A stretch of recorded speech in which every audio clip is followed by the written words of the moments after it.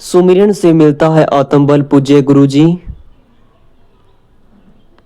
गुरु जी फरमाते हैं कि आदमी को स्वार्थी नहीं होना चाहिए, हद से ज़्यादा स्वार्थी जब इंसान हो जाता है वो कभी किसी के साथ नहीं रह सकता।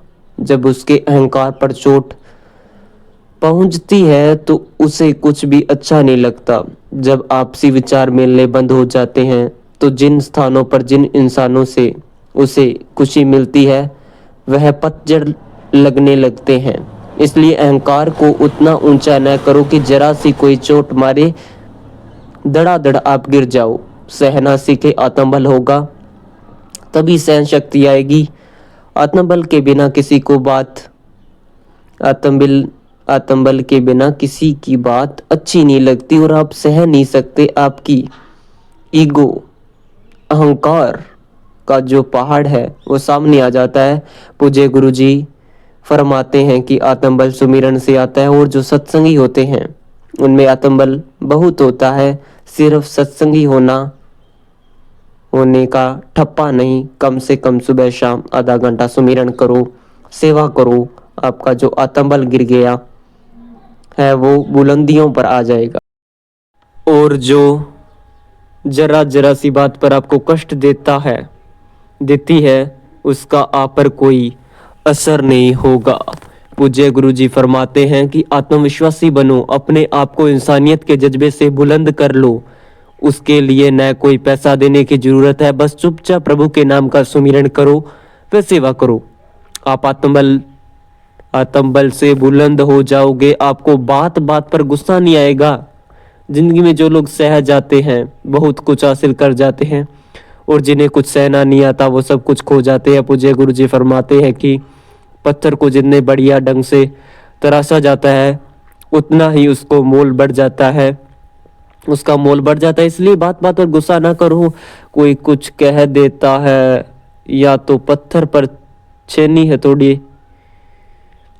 हथौड़ा पड़ने वाली बात है। अगर आप सहना सीख जाओगे तो हीरे बन जाओगे। अपने विचारों पर काबू पाना सीख जाओगे तो आपको कोई तकलीफ नहीं रहेगी। कहते हैं कि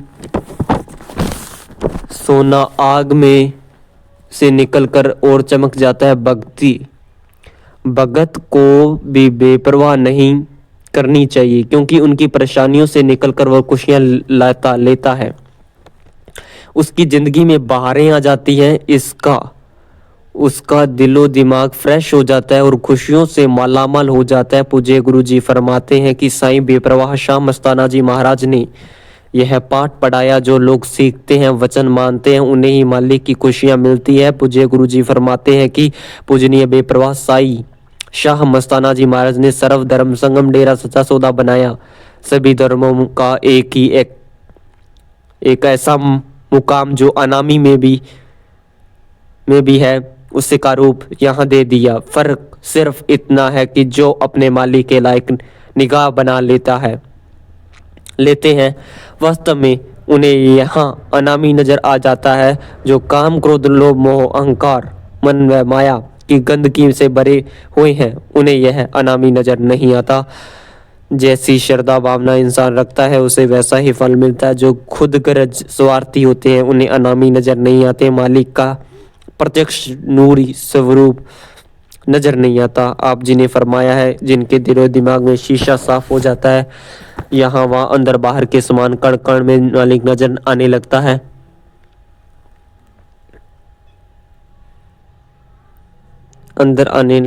कण कण में नजर आने लगता है। ये पूज्य गुरु जी के अनमोल वचन आपने सुने। ये अनमोल वचन है और मैं आपको रोजाना सुनाता हूँ और आप सुनते भी हैं ध्यानपूर्वक और इस पर अमल भी करते होंगे।